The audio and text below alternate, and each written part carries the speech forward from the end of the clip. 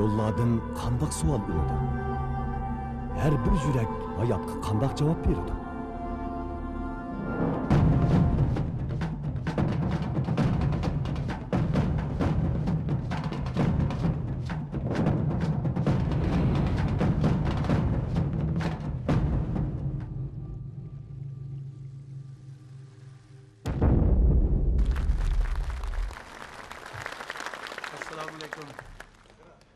Hürmetli cemaat, Tahir'a özünün zöhresi yakşı, Mecnun'a Leylası.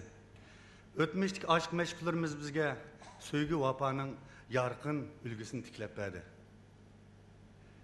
Bizden yaş şairimiz Muhtar Buğra Uygur leperçiligi için dağdıl kademler bilen ilgilewatkan hem de kanter tügüvatkan yazgıçlarımızdan birisi.